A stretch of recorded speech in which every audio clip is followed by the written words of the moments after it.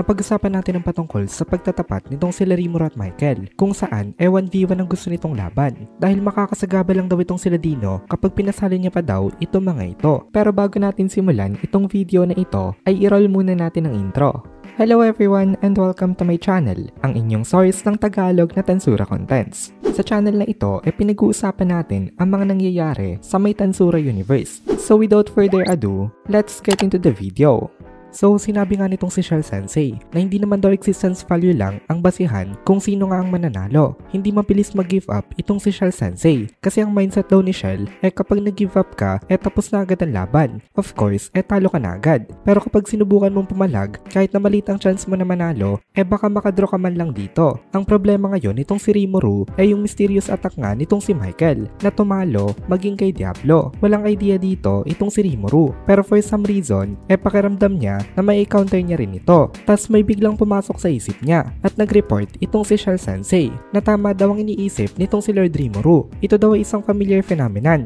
Familiar rin daw sa kanya yung pakiramdam. Currently daw ay ina-analyze niya ito at malapit niya na raw itong maintindihan. Napaka-dependable talaga nitong si Shell Sensei. Pagkagamit pa lang ni Michael nito kay Diablo nagsimula na siya mag-analyze nito kasi malaki daw ang chance na gamitin na rin ito nitong si Michael laban kay Rimuru. Kaya kahit papaano nakatulong pa rin yun nangyari kina Diablo sa may laban ngayon nitong kanilang master. Ngayon, punta naman tayo saglit sa may point of view nitong sila Hinata. Noong nakatanggap itong si Hinata ng report, sumakit ang ulo niya kasi napakalala ng sitwasyon nila. Ngayon, marami mga fighters dito sa may capital dahil meron nga silang world conference. Nandito ang mga importanteng tao galing sa iba't ibang mga nations. Hindi lang Holy Knight Order ang mga naandito. Marami rin mga temporary recruited adventurers na na-recruit from different countries ang naka-duty. Kapag bumagsak itong capital, masisira ang chain of command ng lahat ng mga nations dahil mawawalan sila ng mga leaders. Kaya napakabigat ng responsibility ngayon nitong sila Hinata. Ngayon, ang main hall ng Holy Church Kingdom ng Ingrassia ang ginawa nilang refuge para sa mga ito.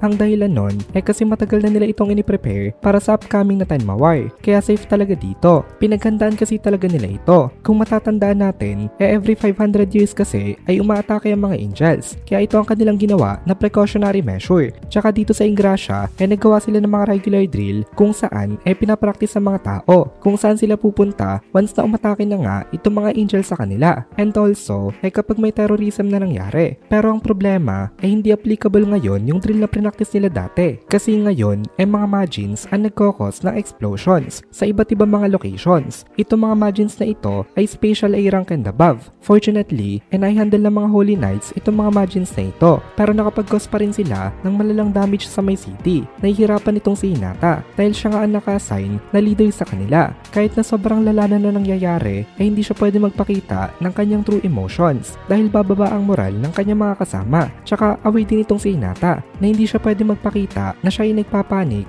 sa harapan ng mga ini-evacuate nila dahil pag nangyari yun magpapanik rin itong mga ito at lalo silang mahihirapan sa evacuation process kaya hindi nag-waiver itong si Hinata. Mabuti na lang at itong mga facilities nila puno ng stocks ng mga pagkain. Tsaka comfortable naman itong mga evacuees dito. Kaya ang kailangan nilang gawin nitong sila Hinata sa ngayon ang idil ang mga kalaban na umatake nga sa kanila. Pero meron na naman na isa pang problema. Kasi hindi lang sa labas ng facility ang posible na may umatake. Meron ding possibility na itong mga nandito sa loob nitong mga facilities nila ng mga humans maging mga monsters at umatake from the inside. Kaya pinag-prepare ni Hinata ang mga Holy Knights at mga Templar Knights na maging ready daw sila sa mga pangyayari na ganito. After ng ilan pang sandali naka-receive na itong si Hinata ng report patungkol sa strength level ng kanilang mga kalaban. Ang ilan daw sa mga ito mga prisoners na mga nakatakas. And also napakawalan daw itong si Prince Elric na under ng house arrest sa may northern tower ng kanilang castle.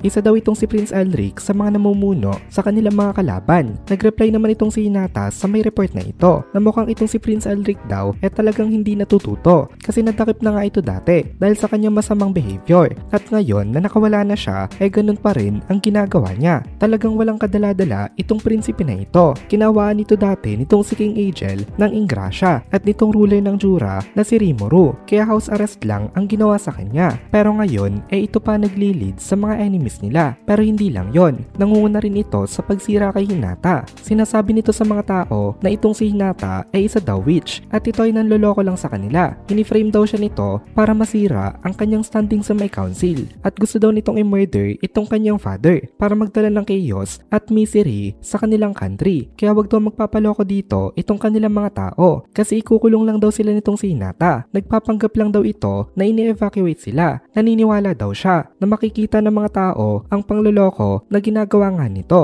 Noong narinig ito ng mga tao ay nagduda sila sa ginagawang evacuation. Kaya mas naging mahirap para kina Hinata na i-evacuate itong mga tao. Napakamot na lang sa ulo itong si Hinata dito. Tapos biglang nagsalita itong si Testarossa na nakareceive rin daw siya ng report na i-confirm daw nitong si Moss na na-murder nga itong si King Angel. Itong si King Angel ay ang king ng Ingrasya. Ito nga yung tatay ni Prince Elric. Kaya ngayon lalong nawala ang order dahil sa balita na ito ay nasira ang chain of command sa kanilang country. At ngayon hindi na alam ng mga tao kung sino ba talaga ang kanilang pagkakatiwalaan. At dito na muna natin tatapusin itong video na ito. Kung nagugustuhan mo itong mga videos natin ay please consider joining the membership para mapanood mo na agad ang mga kasunod na part dahil palaging advance ang ating mga members. Also, ay please consider leaving a like at mag-comment ka na din para ma-boost naman tayo ng algorithm.